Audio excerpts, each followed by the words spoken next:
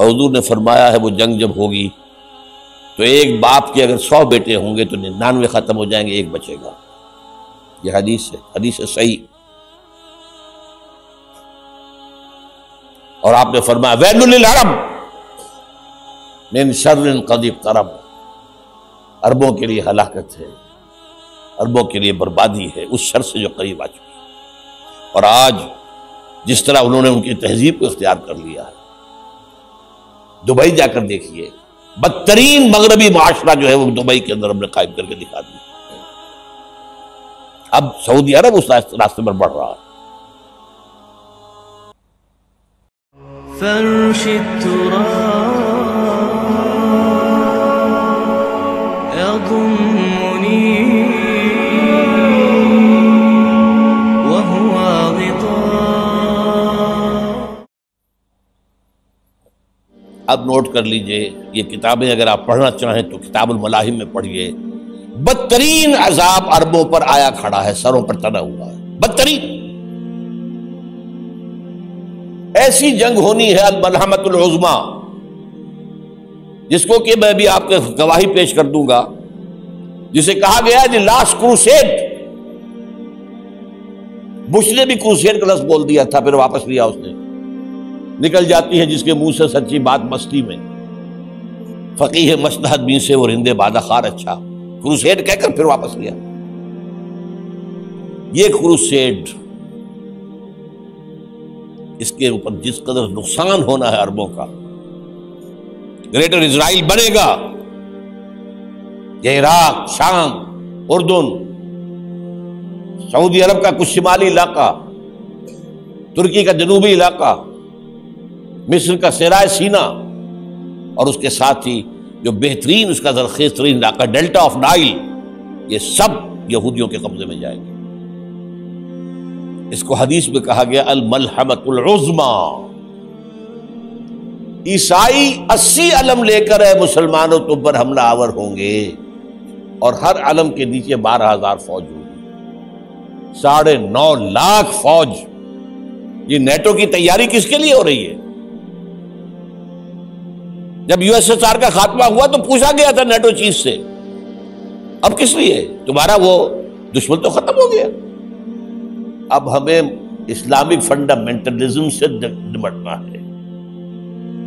وہ جانتے ہیں خطرہ یہی ہے،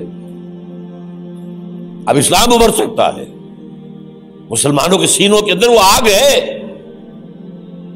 اوپر خاکستر آ گیا ہے، تم کہیں اٹھانا بیٹھنا، یہ اندر تو انگارہ ہے، اوپر سے راکھ ہے، اس سے دھوکہ نہ کھا جانا ان کے دلوں کے اندر۔ اور بش نے کہا تھا مسلمان چاہتے ہیں کہ ہسپانیہ سے لے کر انڈونیشیا تک نظام خلافت قائم کریں، اور میں حیران ہوا تھا کہ اس کم وقت کو ہسپانیہ کا خیال کیسے آ گیا؟ ہمیں تو کبھی آتا ہی نہیں، اب ہم تو بھول گئے، وہ تو 500 برس پرانی بات ہے جبکہ وہاں سے ہمیں نکال دیا گیا تھا۔ اگرچہ اقبال نے کہا تھا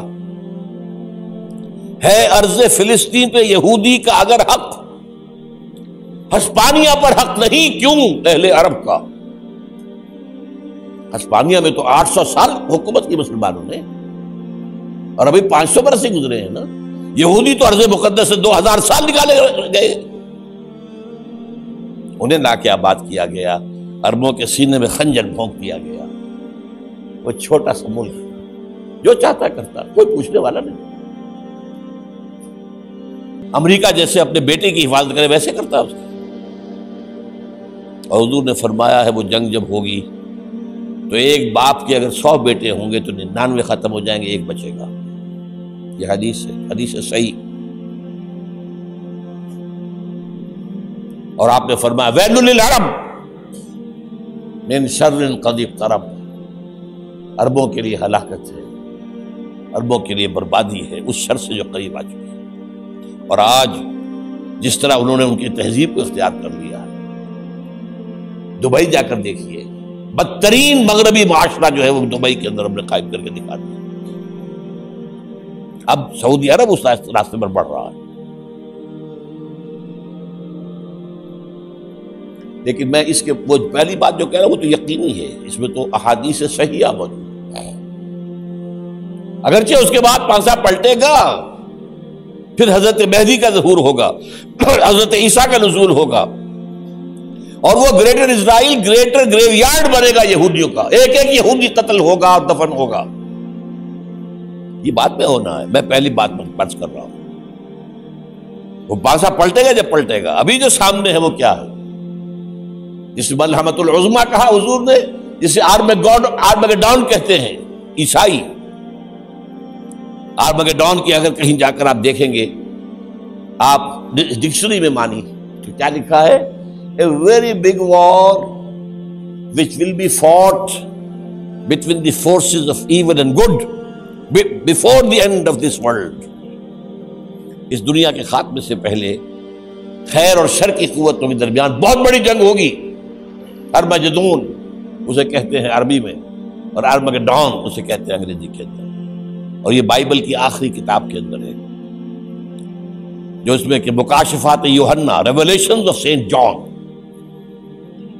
یہ تو میں کہہ رہا ہوں یقین کے ساتھ، اور زیادہ دور نہیں ہے، آیا چاہتا ہے۔ اس لیے کہ یہودیوں کا اور عیسائی جو کنزرویٹوز ہیں، نیو کنزرویٹوز، ان کا 5 نکاتی ایجنڈا ہے متفق علیہ، جس کے تحت کہ یہ جنگ صلیبی شروع کی گئی ہے۔ وہ سن لیجئے آپ۔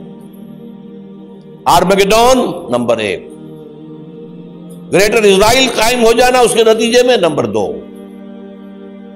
مسجد اقصیٰ اور قبۃ الصخرہ کو گرانا نمبر 3، وہاں 3rd ٹیمپل، وہ مسجد جو حضرت سلیمان نے بنائی تھی 1000 قبل مسیح میں، پھر برباد کی تھی نبوکدنضر نے، دوبارہ بنائی گئی، پھر دوبارہ ختم ہوئی 70 عیسوی تک گری پڑی ہے۔ ان کا خانہ کعبہ گرا ہوا ہے 70 عیسوی سے لے کر آج تک۔ ایک دیوار ہے ویلنگ وال، جہاں جاتے ہیں، روتے ہیں، پیٹتے ہیں، ماتم کرتے ہیں، وہاں وہ بنے گا 3rd ٹیمپل۔ اور نمبر 4، اس میں لا کر رکھا جائے گا تخت حضرت داؤد کا۔ یہ تخت کہاں ہے اس وقت؟ یہ لندن شریف کے اندر، جو ان کی پارلیمنٹ کا جو چرچ ہے، ویسٹ منسٹر ایبے، اس میں رکھا ہوا ہے۔ ایک پتھر تھا جس پر بٹھا کر حضرت داؤد کی تاج پوشی ہوئی، پھر حضرت سلیمان کی ہوئی، پھر وہ پتھر رکھ دیا گیا جب حضرت سلیمان نے بنایا ہیکل مسجد اقصیٰ، وہاں رہا وہ۔ ہر بادشاہ جو تھا یہودی اسی کے اوپر بٹھا کر اس کی تاج پوشی ہوتی تھی۔ سن 70 میں ٹائٹس نے گرایا اسے، ہیکل کو، وہ پتھر لے گیا، وہاں سے روم گیا، روم سے آئرلینڈ گیا، آئرلینڈ سے اسکاٹ لینڈ آیا، اسکاٹ لینڈ سے انگلینڈ آیا، اور اب وہ رکھا ہوا ہے 14ویں صدی عیسوی سے آج تک۔ وہ ویسٹ منسٹر ایبے میں رکھا ہوا، ایک کرسی کی سیٹ میں اسے بنا دیا گیا ہے تخت کی شکل میں۔ اب انگریزوں میں کوئی ملکہ ہو، کوئی بادشاہ ہو جس کی بھی تاج پوشی ہونی، اس میں ہوگی۔ یہ لا کر رکھا جائے گا 3rd ٹیمپل میں، اور اس پر یہودیوں کے خیال کے مطابق ان کا مسیحا آئے گا جو مسیح دجال ہوگا۔ عیسائیوں کے خیال کے مطابق حضرت عیسیٰ آئیں گے، وہ ہمارا بھی خیال ہے حضرت عیسیٰ آئیں گے علیہ السلام۔ بہرحال یہ تو بات کی باتیں ہیں نا، اس وقت جو میں عرض کر رہا ہوں، عربوں پر بہت بڑا عذاب۔